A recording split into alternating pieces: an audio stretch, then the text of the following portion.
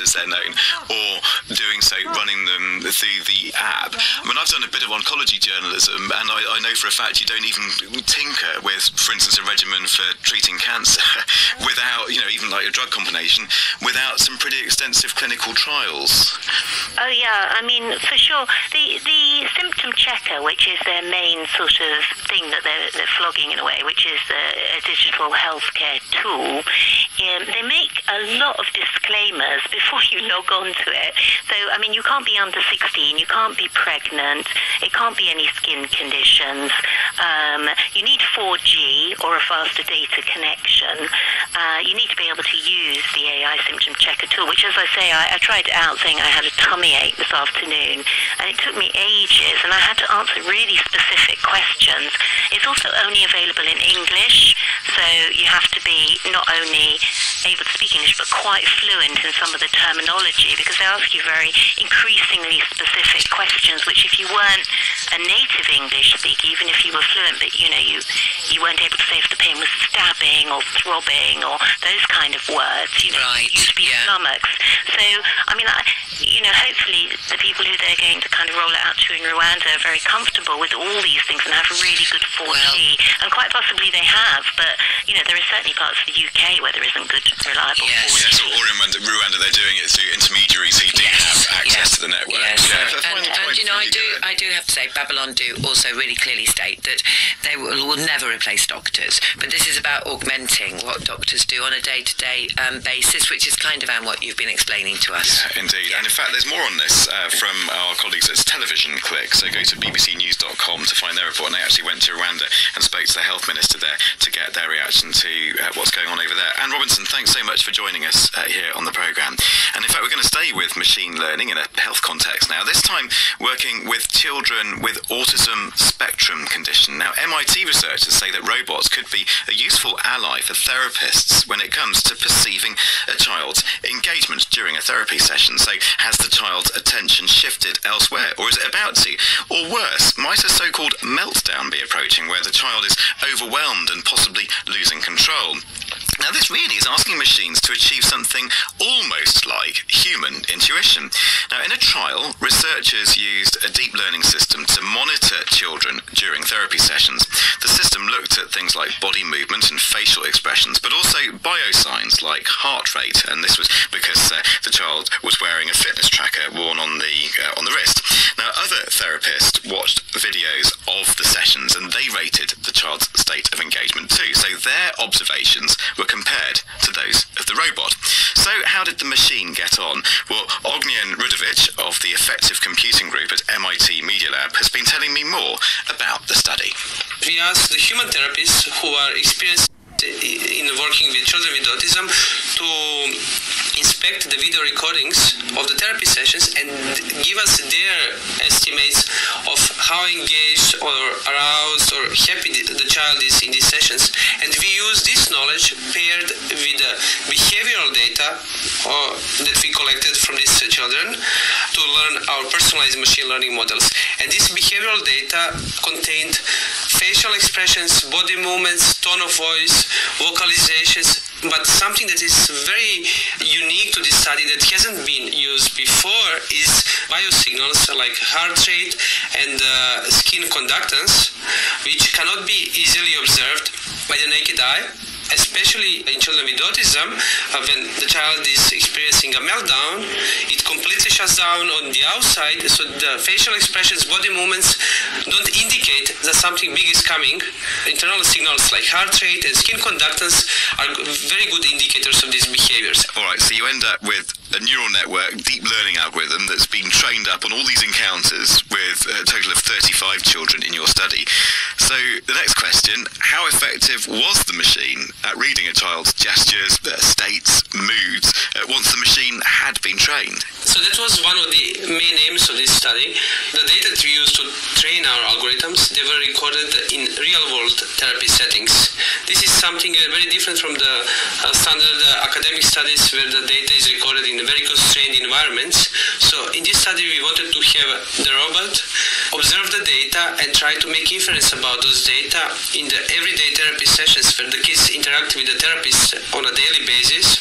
To generate the data to train these personalized deep learning algorithms, we first asked 5 human therapists to visually inspect the recordings of the therapy sessions and assign engagement scores to different parts of the therapy, and then we use those scores to train our machine learning algorithms.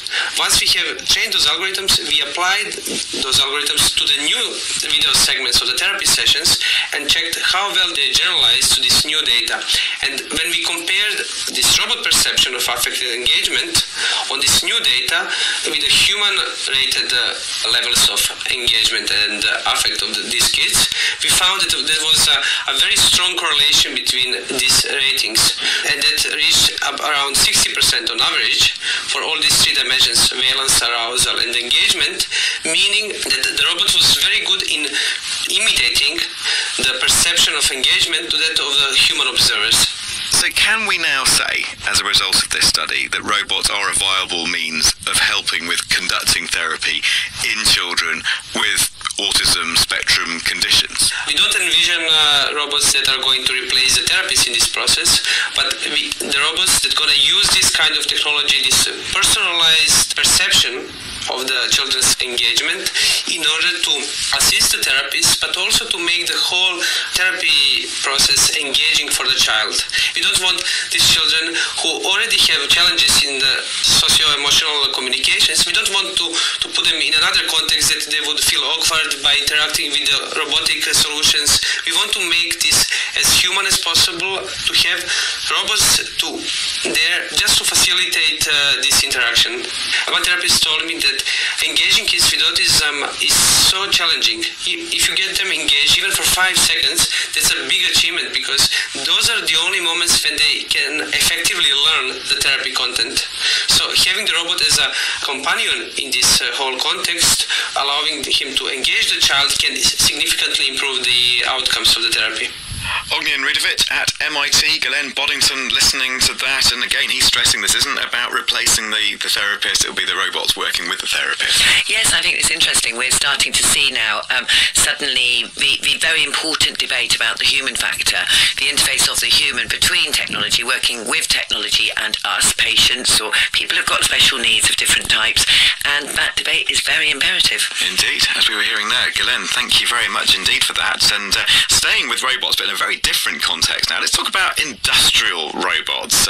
Nearly 400,000 were sold in 2017. It was a record-breaking year. So says a new report. It comes from the International Federation of Robotics, whose acting vice president is Steve Wyatt.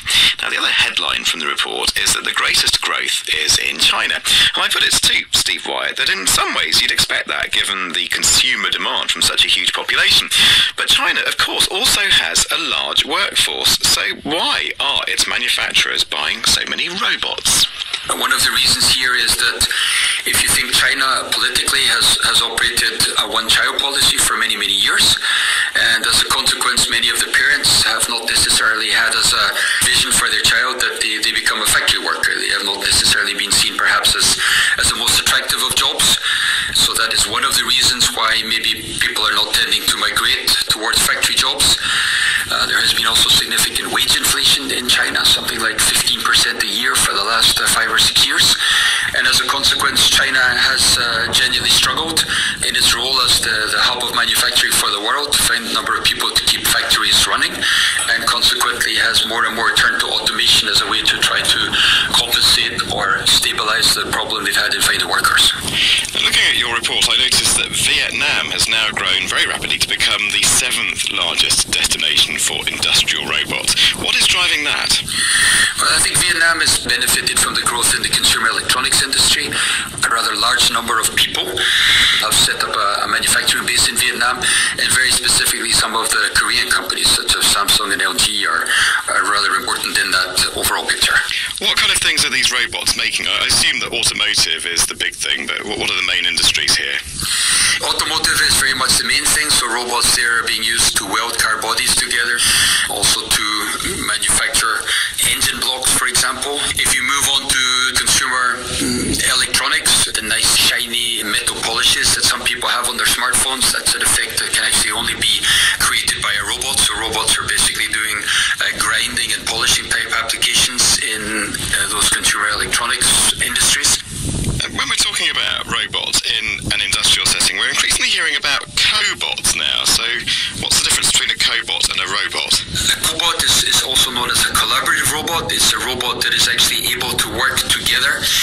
safe way with people.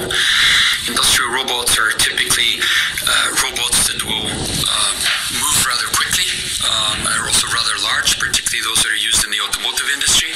And so that is something which, from a safety perspective, needs to be separated from people. So these collaborative robots are basically robots that are able to work together with people. They are not typically behind cages, hence they help people to make their production much more flexible in terms of its setup. Manufacturers these days are increasingly becoming data businesses. You have data from the supply chain, from consumer demand, lots of data generated from within the factory through sensors and all the machinery and so on in the factory. What kind of role is big data now playing in the operation of industrial units?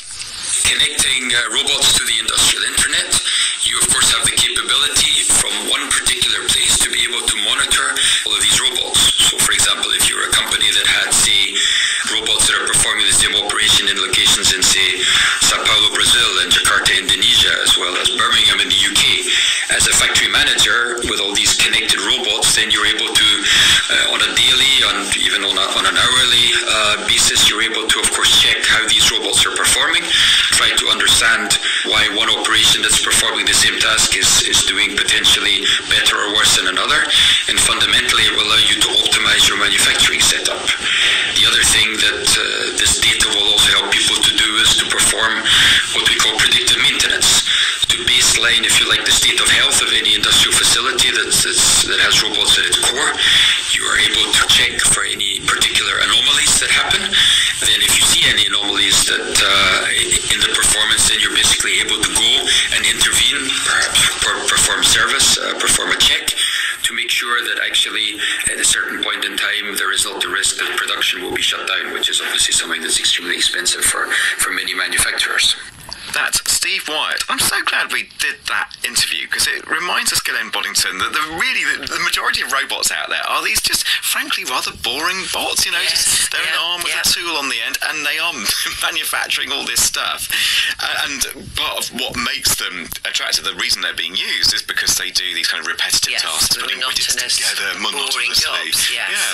But I do wonder if there's a role for greater autonomy in this space of industrial robotics. Well, I think what's really interesting is to seeing how this starts to come down into the more small business scene, and there could be a lot more collaborative or cobot side. I love that word cobot, but when you talked about collaborating with humans in the small business side, you know, this could save money, increase productivity, free up people for reasons you've just said, and I think more and more out of the box is happening. It's friendly. You get webinars to train them.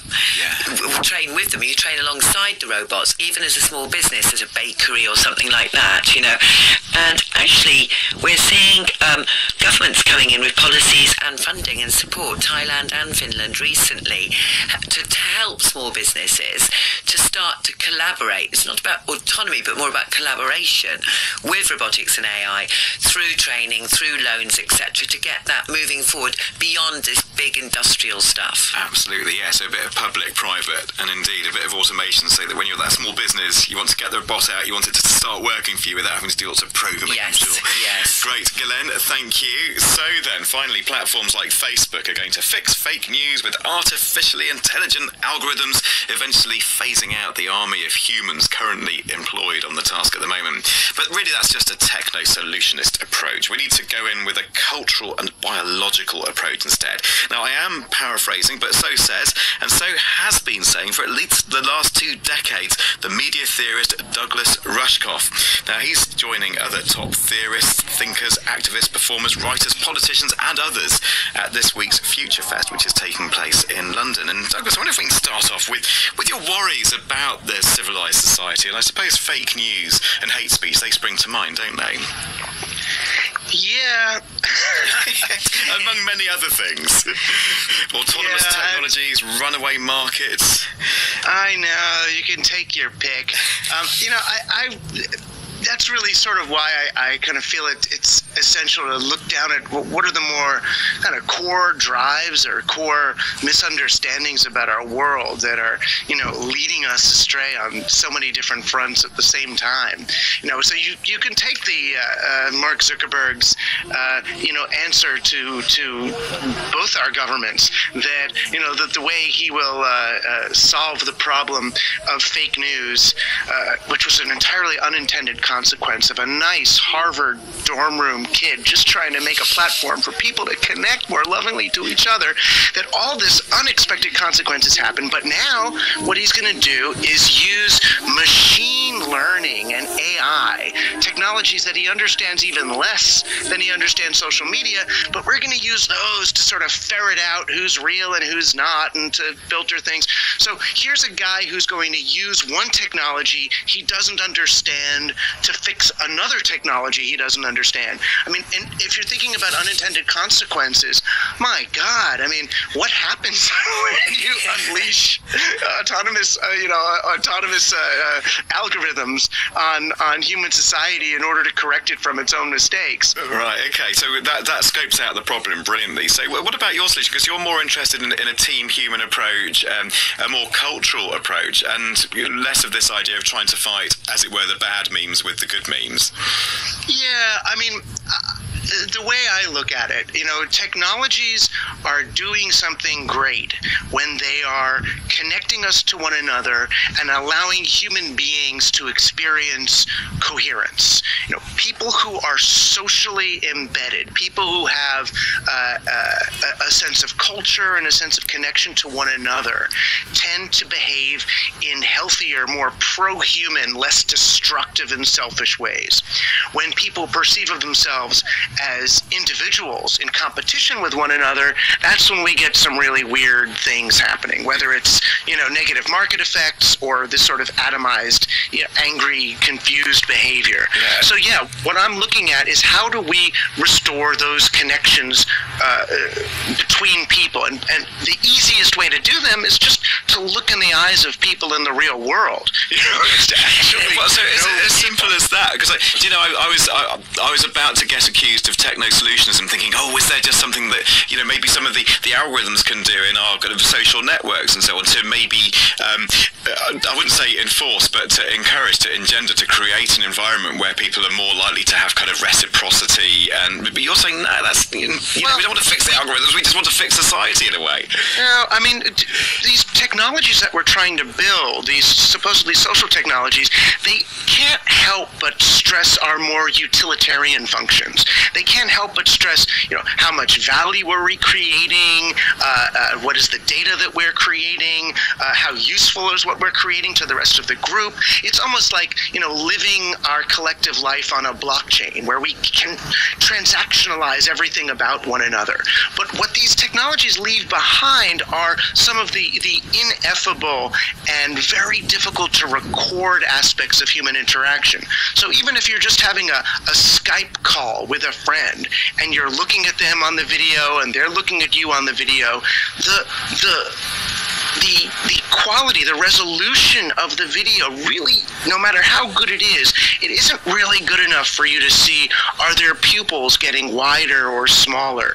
Are they making micro gestures of nodding toward me, or is that the flicker of the screen? Yeah, so when we don't get that feedback, that human-to-human feedback from someone else, and we expect to get that feedback because we're still humans living on 300,000 years of evolution, we start to resent the other person. We don't blame the technology for the lack of fidelity. We blame the other person. We think that they're lying to us. We think they're being disingenuous. Hey, let's see what Galen thinks of this, because we have a presence and a telepresence expert in the room. Well, yes, and I'm really looking forward to your input at FutureFest, and because we are focusing at FutureFest on this human-led, the pro-human discussion. What do we need to be in the future? And actually, how much can we blame technology for all of this, or actually, have we got to turn it around and look at ourselves again as well? And that's really is at the heart of your thesis, very briefly, Douglas. Well, we have to look at both. I mean, if we are building technologies that atomize us, that isolate us from one another, if we're building technologies that promote distrust, we have to look at, well, why are we doing that? Yeah, You know, and why are no we wonder going that there are way? so many problems as rehearsed in the introduction, but they were going to have to leave it, but plenty more from Douglas Rushkoff at the forthcoming Future Fest. We'll be there making a programme for broadcast later this year as well. So I'm looking forward to meeting you there, Douglas. Glenn Boddington, thank you very much indeed for that. I'm Gareth Mitchell, your producer. He's back with us today. It's been Colin Grant. See you next week. Bye-bye, folks. On the next On Being, cellist Yo-Yo Ma opens up on his philosophy of life and music. I feel that my relationship with the sound world has been pretty much a journey of discovery all of my life, and it continues to be. I'm Krista Tippett. Please join us. This morning at 7, here on WBEZ Chicago. As a business owner or leader of an organization, you can sponsor WBEZ programming. Underwriting helps you reach our informed and engaged audience. More at sponsorwbez.org. You're listening to the BBC World Service on WBEZ HD Chicago, 91.5 FM, WBEQ HD Morris, 90.7 FM, WBEK Kankakee, 91.1 FM, and always on the WBEZ app.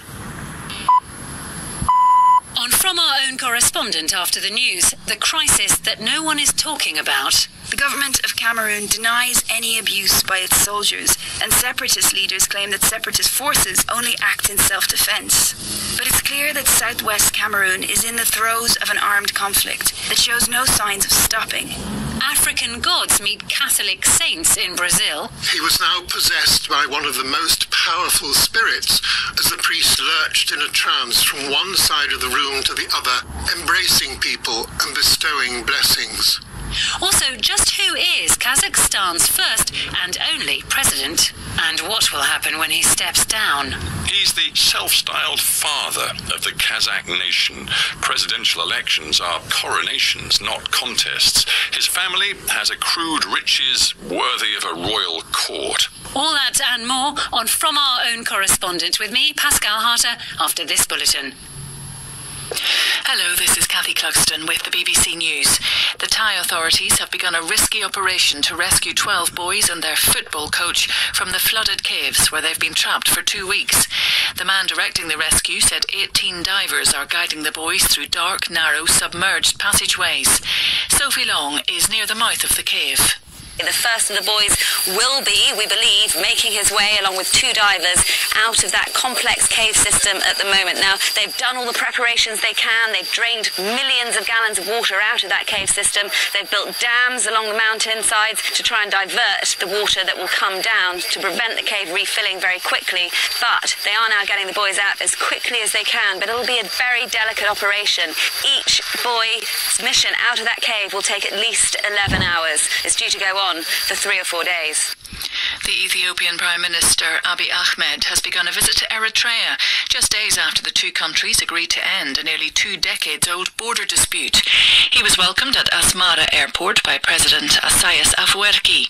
Both sides have described the trip, which follows a visit to Addis Ababa by an Eritrean delegation, as an historic opportunity to improve relations. Last month, Mr. Abiy promised to accept the recommendations of a border commission which awarded Eritrea disputed territory. Eritrea gained independence from Ethiopia in 1993 after a 30-year conflict. The Turkish government has sacked another 18,000 soldiers, police officers, teachers and civil servants. It's also closing a television channel and a number of newspapers. This is the latest purge of government employees following the failed military coup in 2016. Danny Eberhard reports. The Turkish government accuses those sacked of links to terrorist groups. Half of them are police officers and another third members of the armed forces. More than 125,000 people have been sacked since the coup attempt, which saw the introduction of emergency rule. Critics say those powers have been used to crack down on broader dissent. Reports suggest Recep Tayyip Erdogan, having secured re-election last month to a new executive presidency with greatly increased powers, is now preparing to lift emergency rule, and that this could be the last purge before he does so. He'll be sworn in on Monday. The US Secretary of State Mike Pompeo has stressed that there will be no let-up in sanctions on North Korea until it's got rid of its nuclear weapons. Speaking after talks with his Japanese and South Korean counterparts, Mr. Pompeo said he was encouraged by the progress made during his recent two-day visit. Let me make clear, North Korea reaffirmed its commitment to complete denuclearization. We had detailed and substantive discussions about the next steps towards a fully verified and complete denuclearization. World News from the BBC.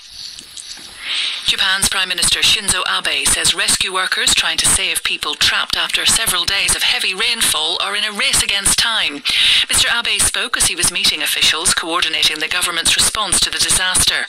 At least 57 people are known to have been killed. Almost 5 million people have been ordered or advised to leave their homes.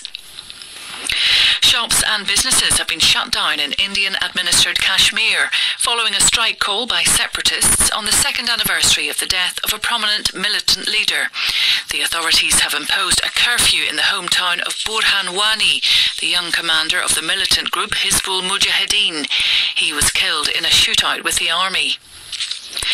The Vatican's first Auditor General, Libero Meloni, says criminal charges against him have been withdrawn.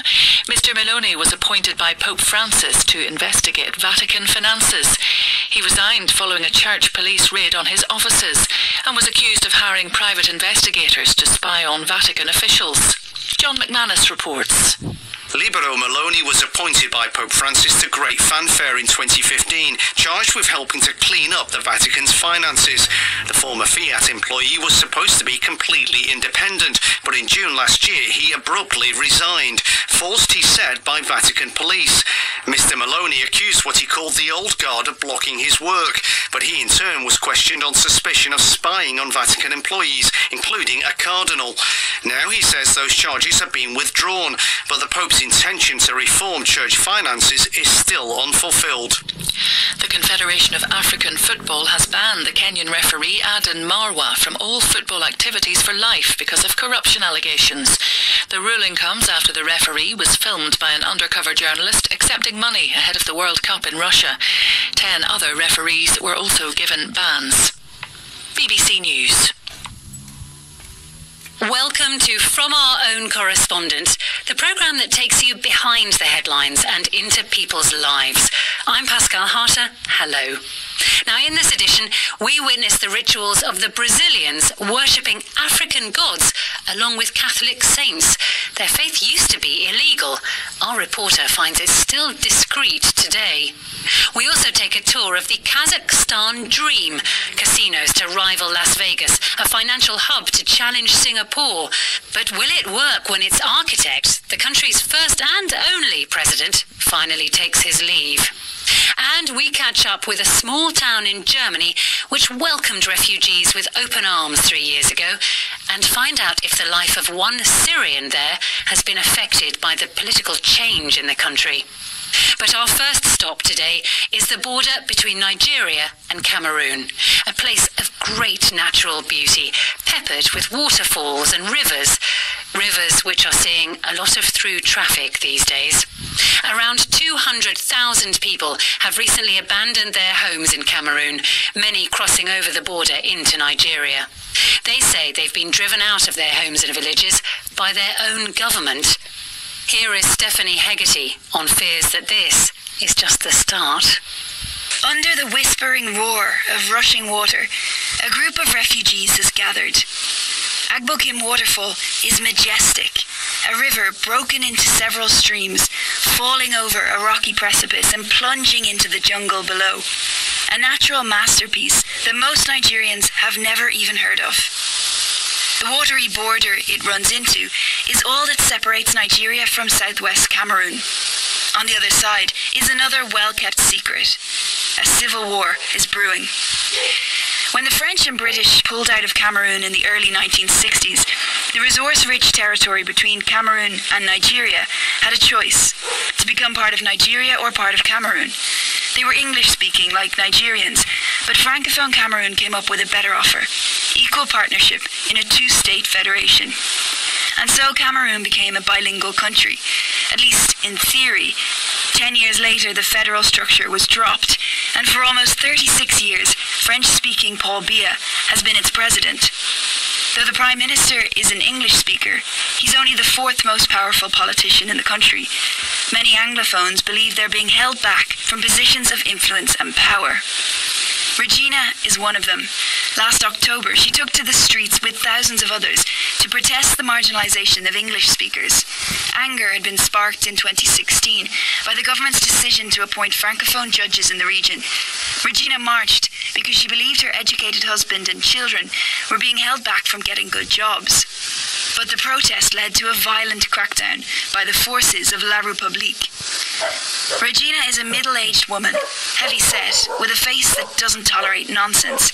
She speaks fast in pidgin English, her words thrown together in a passionate scramble as she describes what happened when the military came to her village.